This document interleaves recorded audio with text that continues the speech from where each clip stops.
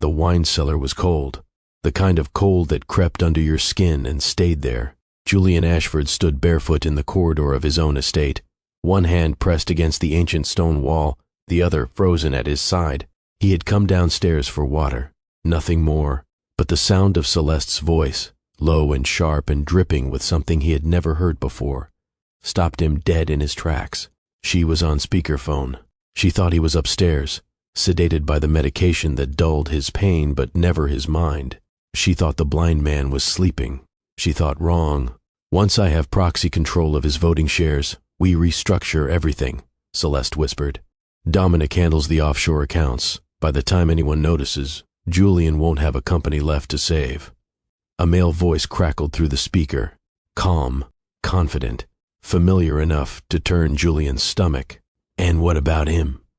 Celeste laughed, not the laugh Julian remembered from their early days, not the one she used at charity galas or dinner parties when cameras were pointed in her direction. This laugh was different. It was hollow, cruel, honest. "What about him? He is a blind man sitting in a chair, Dominic. He signs whatever I put in front of him. He cannot even read the documents anymore. By next month we take everything and vanish. He will not even know we are gone until it is too late." Julian pressed his back harder against the wall. His pulse hammered in his ears so loudly he was afraid they might hear it. But they did not. They were too busy toasting to the blind fool upstairs. "Now let me ask you something.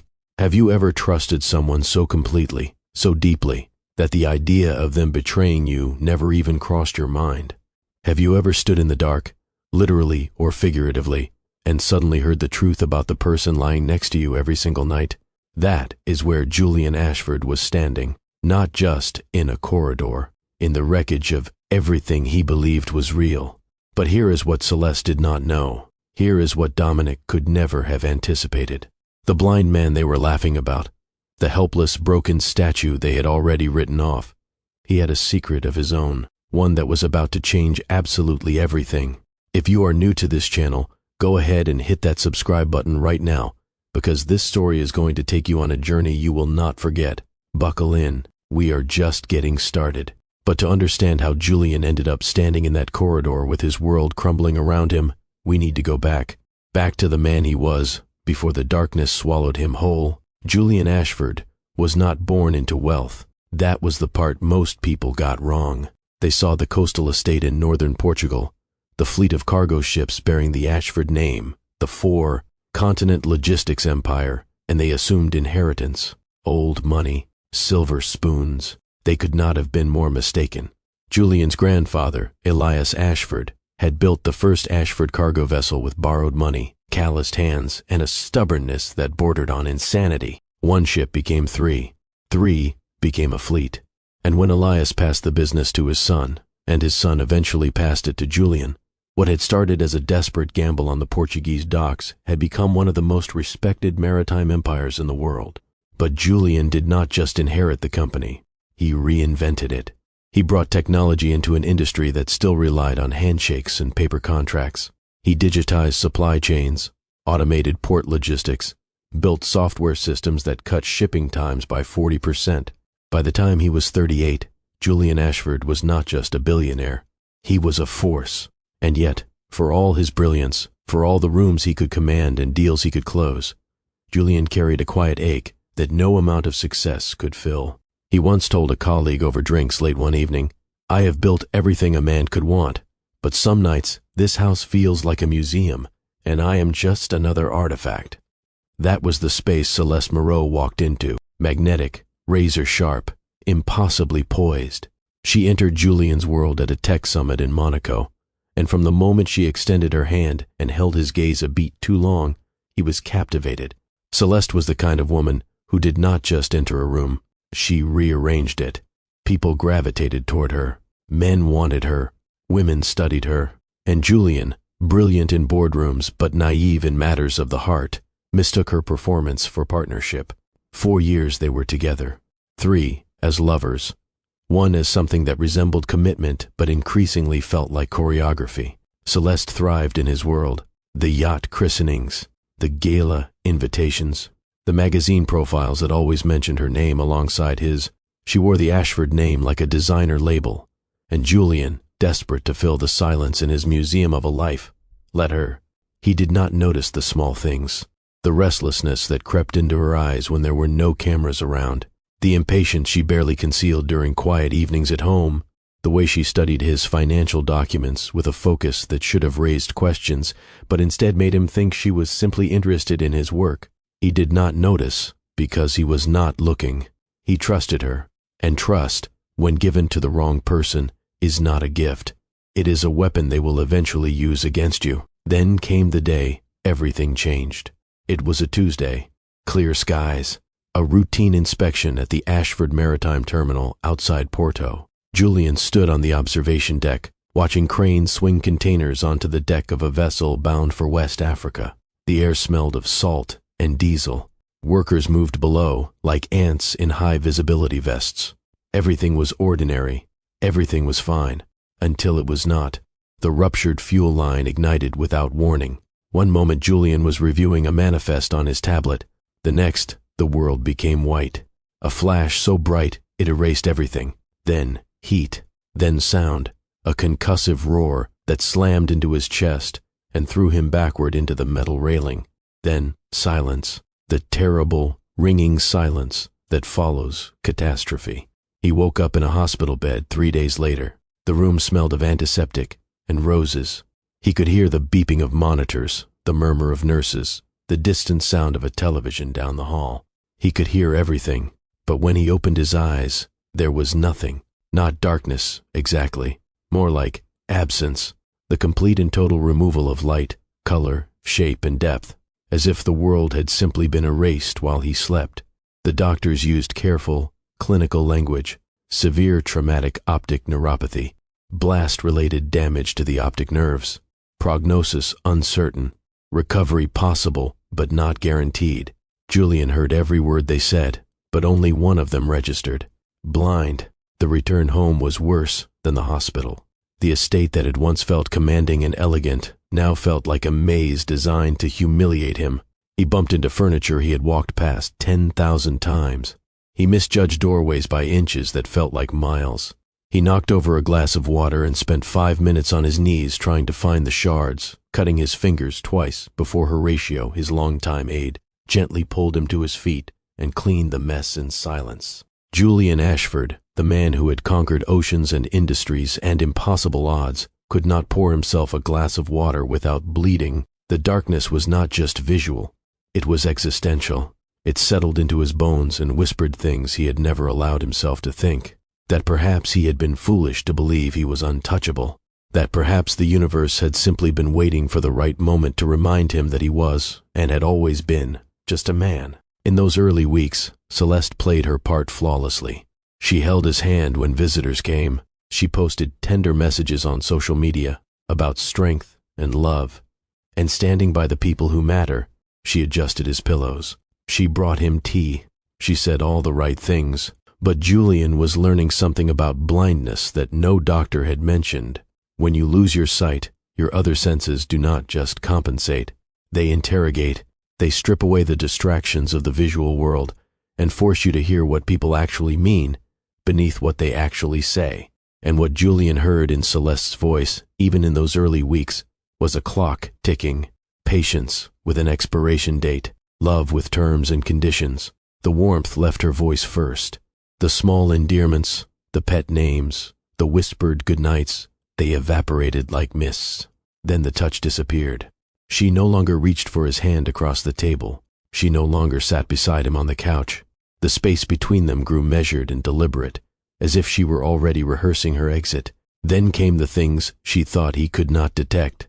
The unfamiliar cologne that clung to her clothes when she returned late in the evening. The phone calls she took in the wine cellar, her voice dropping to a register she never used with him. The laughter that floated through closed doors, laughter that was warm and intimate and meant for someone else entirely. And then there was Dominic. Celeste introduced him casually one morning over breakfast. The board recommended a financial consultant to review the estate portfolio, she said, stirring her coffee without looking in Julian's direction. His name is Dominic. He will be coming by a few times a week. Julian tilted his head. Something in her delivery was wrong, too rehearsed, too smooth. The way she said the name, Dominic, carried a familiarity that had nothing to do with professional courtesy. "Fine," Julian said, keeping his voice neutral. "Whatever you think is best." But he listened. In the days that followed, he listened to everything. Dominic's footsteps were confident, proprietary, the stride of a man who felt he belonged. His conversations with Celeste were peppered with silences that spoke louder than words, the kind of silences that exist only between people who share secrets. And when Julian entered a room, both of them fell quiet with a synchrony that could not have been coincidence. Julian catalogued it all, every inflection, every pause, every lie. He filed them away in the darkness of his mind, like a man building a case he hoped he would never need to present. But the loneliness was crushing. It was not just the betrayal. It was the isolation, the feeling of being trapped inside his own life, surrounded by people who saw through him rather than seeing him. And then Amara arrived. She came on a foggy Tuesday morning, the kind of morning where the Atlantic wrapped the estate in a gray embrace and the cliffs disappeared into cloud. Julian heard her knock, hesitant but firm. Then a voice, low, unhurried, textured with warmth, like the first notes of a cello in an empty concert hall. "Mr. Ashford, I am Amara. I will be working with you on your music therapy sessions." Celeste had arranged it weeks ago, claiming that a Dr. Fontaine had recommended auditory stimulation for neurological recovery. Julian had agreed without enthusiasm. Another specialist, another well-meaning professional who would treat him like a broken machine in need of repair. But Amara was different, and he knew it from the very first moment. She extended her hand, and when he reached out, she met his grip fully, not the cautious fingertip touch that most people offered him now, as if blindness were something that could transfer through skin. Her handshake was real, present. It was the first genuine human contact he had felt in months. "You can call me Julian," he said. "Mr. Ashford was my grandfather, and he would have hated being associated with someone sitting around doing nothing." She laughed, not a polite performative laugh, a surprised one, the kind that escapes before you can catch it. "Well, Julian," she said, "we will not be sitting around doing nothing. I promise you that." Their first session was unlike anything he expected. She did not ask about his medical history or his emotional state or his daily routine. She sat down at the grand piano in the East Wing, the one that had gathered silence since the accident, and she played. The piece was unfamiliar, something slow and aching and beautiful, full of notes that leaned into each other like people seeking warmth. When it ended, she did not ask what he thought. She asked what he felt. "What do you mean?" Julian said, caught off guard. "Close your eyes," she said, then paused, catching herself. "I am sorry. I did not mean to." "It is fine," Julian said. And for the first time in months, he meant it. "What do you want me to do?" "Just tell me what you felt." Not heard, felt. In your chest, in your hands, in the space behind your eyes. He was quiet for a long moment. "Rain," he said finally. "Not a storm, just rain on warm stone. And something else, something I cannot name." "Good," she said softly. "We will find the name." From that moment, something shifted. Not dramatically, not with fireworks or revelation, but quietly, the way dawn arrives. Not all at once, but in degrees, so gradual that you only realize the darkness is lifted when you notice you can suddenly see your own hands. Their sessions evolved beyond the clinical framework Celeste had arranged. Amara played, and Julian listened, and then they talked. She began reading poetry to him after their formal work ended. Neruda, Rumi, Langston Hughes, her voice wrapping around the words like they were living things that needed careful handling. Neither of them acknowledged that this had become more than therapy. Neither of them needed to. It was the small things that undid him. The way Amara adjusted his pillow without being asked. The way she guided his hand to his fork during lunch, not with pity, but with the matter-of-fact tenderness of someone who understood that needing help was not the same as being helpless. The way she chose flowers for his room, bright ones, yellows and oranges, colors she did not think he would ever see, but placed there anyway, as if beauty still mattered even when no one was watching. She told him about her life in pieces, the way people do when trust is building but not yet complete.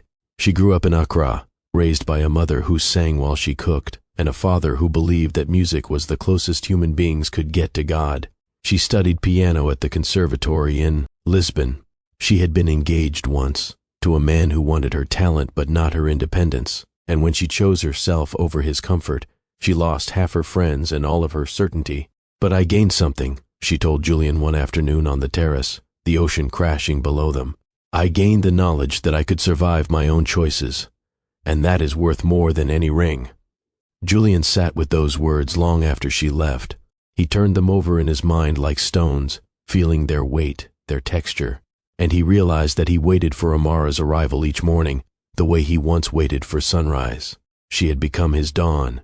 One afternoon, sitting beside him on the terrace, she placed her hand over his, briefly, instinctively, as if her body had made a decision her mind had not yet approved. The warmth of her palm against his skin reached places the Portuguese sun could not touch. Neither of them said a word. Neither of them needed to. And then came the night in the corridor. The night, everything he suspected became everything he knew. Celeste's voice in the wine cellar. Dominic's laughter through the speakerphone. The plan laid bare in all its ugly, calculated precision. Proxy shares, offshore accounts, forged power of attorney, and the cruelest line of all, the one that buried itself in Julian's chest like shrapnel. He is a blind man sitting in a chair. He will not even know we are gone. Julian stood in that corridor for a long time after the call ended, his back against the cold stone, his heart hammering, but his mind was already moving. The entrepreneur in him, the man who had digitized an entire industry and outmaneuvered competitors twice his size, that man did not collapse. That man calculated. He returned to bed and lay in the darkness. But this darkness was different from the one he had been living in. This one had edges, shapes, purpose. He now knew exactly what he needed to do. If Julian's strength in this moment moves you, go ahead and hit that like button right now. And tell me in the comments, have you ever discovered a betrayal that completely changed who you are? Have you ever stood in the wreckage of someone's lies and had to decide whether to break or to rebuild? Because what happens next is going to shock you. Stay with me. The next morning, Julian called Horatio into his study and closed the door. I need you to contact Dr. Adaze Okafor at the University Hospital in Porto, Julian said, his voice steady, stripped of everything except resolve. She wrote to me 2 months ago about an experimental treatment for optic nerve regeneration. Tell her I am ready. Horatio hesitated. Sir, are you certain? Celeste mentioned that she had already consulted with your current physicians and they recommended against any further intervention. Julian's jaw tightened. Celeste is not making my medical decisions. Not anymore. Not ever again. Contact Dr. Okafor. Tell no one. And Horatio, I mean no one. The old aide studied his employer for a long moment, and though Julian could not see his face, he could feel the understanding pass between them. Horatio had served the Ashford family for 30 years. He had watched Julian grow from a headstrong boy into a formidable man, and he knew, without being told, that something had fundamentally shifted. Understood, sir, Horatio said quietly. I will make the call today. Dr. Okafor arrived 3 days later, her visits disguised as routine physiotherapy sessions. She was a woman of precision and honesty, 2 qualities Julian valued above all others. The nerve damage is significant, she told him after the first examination, her voice clinical but not unkind. But it is not irreversible. There is a regenerative protocol still in advanced trials that has shown remarkable results in cases similar to yours. However, Julian, I must be clear, recovery will be gradual. You may see shadows before shapes, shapes before faces, and you must be patient. I have every reason to be patient, Julian replied. And discreet, she added, as if sensing something beneath his words. I have every reason for that too. The treatments began twice a week, painful, painstaking, and shrouded in absolute secrecy. Celeste noticed nothing. She was too consumed with her own scheming, too busy meeting with Dominic, too confident in her assumption that the blind man in the chair was exactly where she had left him. And slowly, miraculously, the world began to return. First came shadows, vague shifts in light and dark, like watching the world through frosted glass. Then outlines, the shape of the piano, the frame of the doorway, the curve of the terrace railing against the gray sky. Then color, arriving in tentative whispers, blue where the Atlantic met the horizon, green in the garden below his window, the warm amber of lamplight at dusk, and then, with a clarity that nearly stopped his heart, faces. He saw Celeste first. She was standing in the drawing room, Dominic's arms around her waist, her head tilted back in laughter. She was wearing diamond earrings Julian had never purchased. Dominic sat at Julian's desk, copying files onto a flash drive, with the practiced efficiency of someone who had done it many times before. He poured whiskey from Julian's private collection, raised the glass, and said something that Julian could not hear but could read on his lips with devastating precision. To the blind fool upstairs. Julian watched from the doorway, unseen, unblinking. The rage that moved through him was not the explosive kind. It was cold, geological, the kind that moves continents. But it was what he saw next that truly broke him open.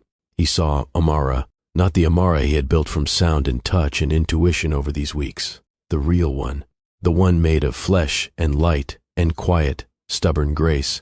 He watched her arrange sunflowers on his nightstand one morning, her fingers careful and deliberate, placing each stem as if it mattered deeply. She did not know he could see her.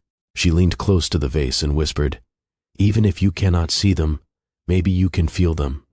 Then she straightened his pillows, adjusted the curtains so the light would fall across his face when he woke, and left the room without a sound. He watched her wipe tears from her eyes one evening after Celeste had dismissed him with a cruel remark about his uselessness. Amara had stood in the hallway, hand pressed to her mouth, shaking with anger she would never express and grief she would never name. He watched her linger at his door each night after placing a blanket over his shoulders, standing there for just a moment longer than necessary, as if she were keeping watch, as if she were standing guard over something precious.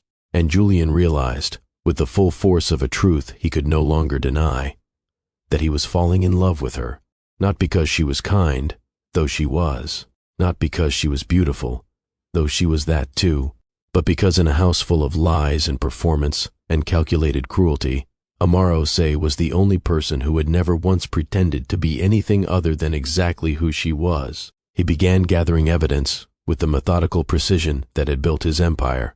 Hidden cameras in his office, encrypted backups of financial logs, copies of every suspicious transfer, every forged document, every communication between Celeste and Dominic. The tech mogul who had revolutionized an industry turned that same relentless focus inward, and within days the case against them was airtight. But even as he prepared for the reckoning, the hardest part was not the evidence or the strategy. The hardest part was being near Amara and not telling her the truth. One rainy afternoon in the music room, Amara read aloud, while Julian pretended to doze in the armchair. Her voice moved through the words like water over stones, steady and clear, and full of something he could only describe as reverence. And in the end, it was not the darkness that defeated him. It was pretending the light did not matter. The words hung in the air between them. "Is that from a book?" Julian asked, keeping his eyes unfocused, maintaining the illusion. She startled. "I thought you were asleep." "I was listening," he said. "You read like you feel every word." She was quiet for a moment. Some stories hit too close to home. "Why do you stay, Amara?" The question left his lips before he could stop it. "You could work anywhere, with anyone. Why here? Why me?" She set the book down slowly. "Because the man sitting in front of me is not broken. He is healing. And I do not leave people when they are healing." His chest tightened. He wanted to tell her everything, that he could see her, that he could see the care in her hands and the strength in her posture, and the tears she hid, and the love she did not yet know she was offering. But the timing was not right. Celeste's plan was reaching its crescendo, and revealing himself now would compromise everything he had built. So instead he said, "You are the only real thing in this house." Amara stood abruptly, gathering her sheet music. Her hands were trembling. She walked to the door and stood there, caught between leaving and staying, between the professional distance she had maintained and the pull of something far deeper and far more dangerous. "Good night, Julian," she whispered, and disappeared into the corridor. She did not turn around, but if she had, she would have seen him watching her go, his eyes clear and full and aching with everything he could not yet say. Celeste's cruelty was no longer subtle, it was brazen. She stayed out until midnight, leaving lipstick-stained wine glasses on the kitchen counter like trophies. She laughed openly on phone calls in the next room, not even bothering to close the door. She had stopped pretending entirely, and the contempt in her voice when she spoke to Julian was no longer masked by politeness. One evening, she came into the bedroom, reeking of Dominic's cologne. She did not even acknowledge Julian sitting in the chair by the window. "You used to be impressive," she said, studying her reflection in the mirror. "Smart, powerful, the kind of man people envied. Now look at you." Julian said nothing. "Pathetic," she muttered, and left. From the hallway, Amara stepped into the room. She had not meant to overhear, but the venom in Celeste's words had been impossible to ignore. "You all right?" she asked softly. Julian nodded. "Can you stay a minute?" She hesitated, then sat beside him on the edge of the couch, her hands folded tightly in her lap. "She is your friend," Julian said quietly. "But she is hurting me, Amara." "I know," Amara whispered. "I hear you defending me to her. You do not have to do that." "Yes, I do." "Why?" "Because you deserve someone fighting for you, and because no one else is." Julian turned his head toward her. He could see her face clearly now, though she did not know it. Her cheeks were flushed. Her eyes glistened with unshed tears. And in those eyes he saw not pity, not obligation, but something fierce and tender and entirely unguarded. "You are not a mess, Julian," she said, her voice breaking. "You are just healing." And in that moment, he knew with a certainty that transcended sight, that transcended logic, that transcended every calculated decision he had ever made in his life. This woman, this quiet, brave, extraordinary woman, was his future, and he would fight for her the way she had fought for him. But first, there was a reckoning to deliver. What Celeste does not know is that the man she thinks is helpless has been watching everything, and the moment of truth is about to arrive. If you want to see justice served, share this story right now with someone who needs to hear it. And tell me in the comments, what would you do in Julian's position? Because what happens next, you will not see coming. It was a Friday evening. The last light of a dying sun poured through the estate windows like liquid gold. Julian had heard the final piece of the puzzle that morning, Celeste whispering into her phone with the urgency of someone who knows their window is closing. "We do it this weekend. I have the passwords. We drain what we can, and we vanish." Julian sent one encrypted message to his legal team and estate security from a private device Horatio had provided. "Be here Saturday, 8 in the evening. Have the files ready. Do not interfere until I give the signal." Saturday arrived with the calm precision of a held breath. Julian dressed carefully. He buttoned his shirt slowly, each button found without fumble or hesitation, his fingers steady and sure. He chose a dark suit, fitted and sharp, the kind he used to wear when closing deals that shaped industries. He looked at himself in the bathroom mirror, and for the first time in months, he recognized the man staring back at him. Not broken, not defeated, not blind, ready. Celeste had packed several bags and staged them near the front door with the subtlety of a woman who believed she was outsmarting everyone in the building. Dominic was on his way. Amara was upstairs, unaware of the storm that was about to break. Julian sat alone in the lounge, calm, composed. Still, Celeste appeared at the entrance, phone in hand, that familiar smirk playing on her lips. "Well, Julian," she said, her voice dripping with a satisfaction she no longer bothered to disguise. "I suppose this is goodbye." "Leaving so soon?" he asked. Something in his voice made her pause, a subtle shift, a note she did not recognize. Before she could respond, Dominic walked through the front door, suitcase in hand, car keys jangling. "Let us go, babe. We have wasted enough time on this." "Wait," Julian said. He stood, slowly, deliberately, the way a man stands when he wants the room to understand that everything is about to change. "You are both forgetting something." "What are you talking about?" Dominic scoffed. Julian raised his head, and for the first time in months, his eyes were not unfocused. They were not vague or searching or lost. They were sharp, clear, locked directly onto Celeste's face with a precision that could have cut glass. "I can see you, Celeste." The color drained from her face like water from a cracked vessel. "Your eyes," she breathed. "I have been able to see for weeks," Julian continued. his voice calm, controlled, devastatingly steady. "I saw Dominic copying files from my laptop. I saw the diamond earrings I never bought you. I saw the forged power of attorney documents on the desk. I saw everything." Dominic took a step backward. "Listen, man, this is not what you think." "It is exactly what I think," Julian said, "and I have the proof." He placed a tablet on the hall table. The screen displayed transaction records, timestamp security footage, intercepted communications, and legal correspondence flagged and annotated by his attorneys. "My legal team has received every piece of this. Your offshore accounts were frozen 3 hours ago. The Maritime Board has been notified." Celeste's composure shattered. "Julian, please, I can explain. If you would just listen to me, I can make you understand why I—" "You spent 4 years explaining," Julian interrupted, and his voice carried the weight of every silent night, every cruel word, every whispered phone call he was never meant to hear. "And I spent 5 months listening. I heard everything, Celeste, every whisper, every plan, every laugh at my expense, every time you called me a blind fool, every single time." Dominic spun toward the front door, but Horatio was already standing there, flanked by 2 uniformed officers from the Policia Judiciaria. "Going somewhere?" Horatio asked, his voice as calm as a man commenting on the weather. Dominic's suitcase hit the floor. Celeste stood alone in the center of the room. No allies, no escape route, no performance left to give. "You will regret this," she hissed.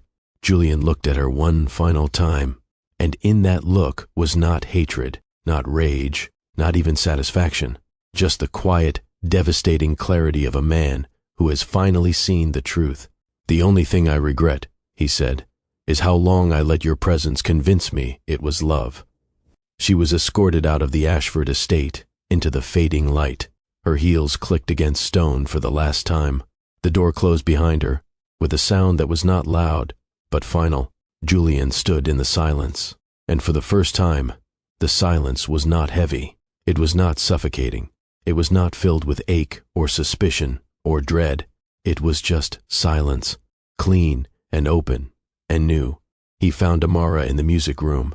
She was sitting at the piano, not playing, just resting her fingers on the keys as if drawing comfort from their cool, familiar surface. She had heard the commotion downstairs, the raised voices, the officers, the door. Her eyes were wide and searching when she looked up at him. "Julian, what happened? Are you all right? Let me help you sit down." She stood and moved toward him, reaching for his arm the way she always did, ready to guide him. But Julian did not move. He stood in the doorway and looked at her, really looked at her, her dark eyes full of concern, the line of worry between her brows, the way her hands reached for him without hesitation, without calculation, without any thought for herself at all. "I can see you, Amara," he said. She froze. "I have been able to see you for a while now." Her lips parted. Her hand fell slowly to her side. "What? How? Why did you not tell me?" "Because I needed to understand what I was seeing, not just with my eyes." He stepped into the room, closer, close enough to see the tears forming at the edges of her lashes. "Amara, you showed up in my life as a therapist, and you became the reason I wanted to heal. Not my sight. Me. You healed me." Her chin trembled. "I was so afraid." "Of what?" "Of this, of feeling this, of wanting someone I thought I could never have. You were my patient, Julian. You were in pain. I could not be the person who—" "You are the only person who never took advantage," he said. "Everyone in this house wanted something from me, my name, my money, my company. But you, Amara, you just wanted me to be okay. Do you know how rare that is? Do you know what it means to a man who had forgotten what genuine care feels like?" She looked up at him through tears. "Are you sure, after everything that has happened, the betrayal, the pain, are you sure this is what you want?"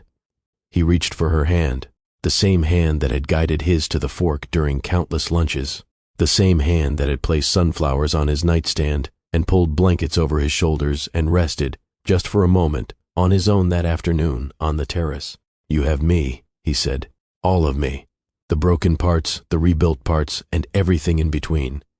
She let out a breath that sounded like it had been held for months, and when he kissed her, it was slow and deliberate. A kiss that tasted of salt air and second chances. The piano hummed faintly beneath the weight of her hands still resting on the keys, as if the instrument itself were bearing witness to something sacred. The weeks that followed were quiet in the best possible way, the kind of quiet that comes after a storm has passed and the air is clean and everything feels possible again. Celeste vanished from the social circuit, disgraced and discredited. Dominic was arrested months later in connection with a separate corporate fraud investigation. His brief, parasitic chapter in Julian's life closed permanently. Julian restructured his company security from the ground up. He revised his estate trust, and he made Amara a trusted advisor in his personal affairs. Not because of romance, but because she had earned something that no title or salary could represent. His trust, complete and unconditional. Their relationship grew the way the best things grow, not in dramatic leaps, but in daily accumulations of care and honesty and shared silence. They cooked dinner together. They walked the gardens at dusk. They sat on the terrace and watched the Atlantic turn from blue to silver to black, and laughter returned to the estate, not the hollow, performative kind that had echoed during Celeste's tenure, but warm laughter, real laughter, the kind that fills a house and makes it a home. One spring afternoon, Julian invited Amara to the rooftop terrace. She climbed the stone steps and found him standing under an arch of white wisteria, dressed in a crisp navy suit, the Atlantic wind tossing his hair. The terrace was lined with candles, and the air smelled of jasmine and sea salt. "What is all this?" she asked, her eyes wide. He smiled. "A moment I have been planning for a while." He reached into his jacket and pulled out a small velvet box. Amara's hand flew to her mouth. "Amara, you showed me what love actually looks like.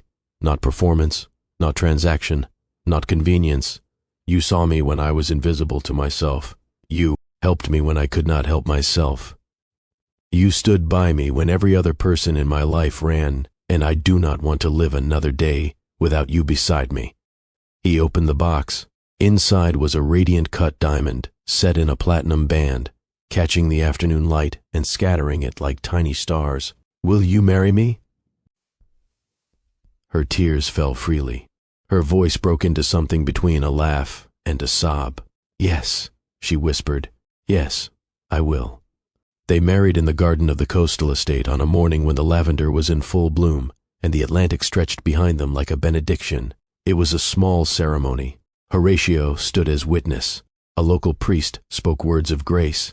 A string quartet played a piece that Amara had composed for the occasion, something slow and luminous and full of the kind of beauty that only comes from having survived the dark.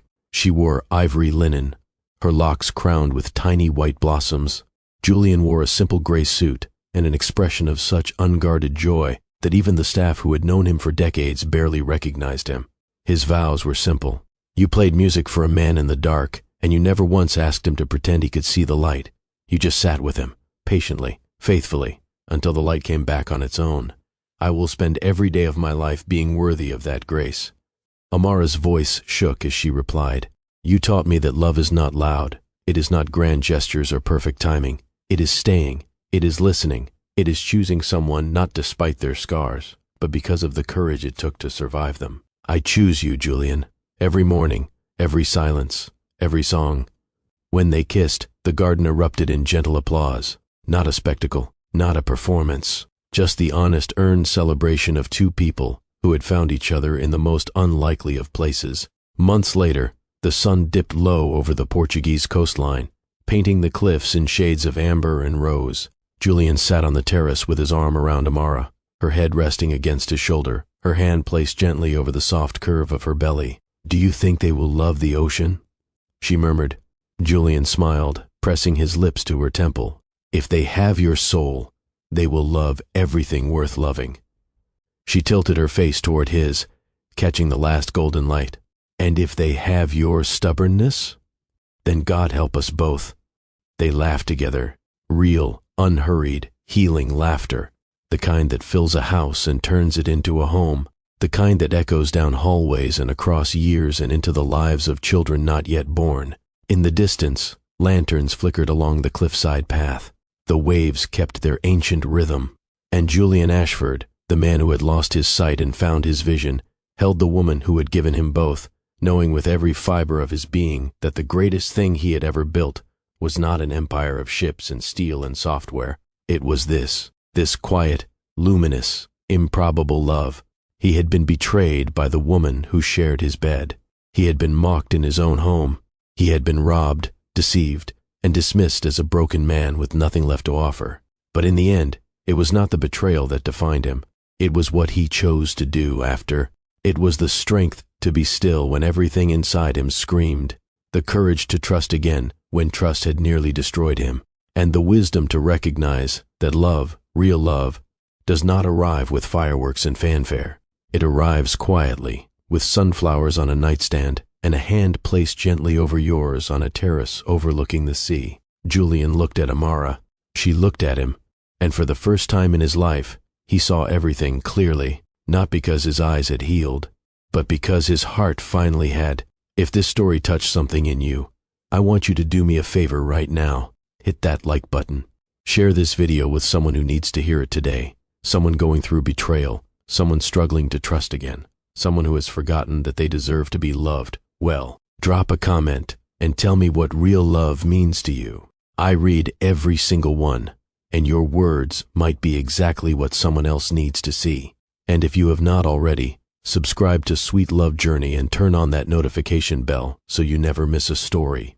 Every story we tell on this channel carries a message, and your support is what helps these messages reach the people who need them most. Thank you for being part of this journey. Thank you for your time, your heart, and your presence. Until next time, keep your heart open and your eyes wider. I will see you in the next one.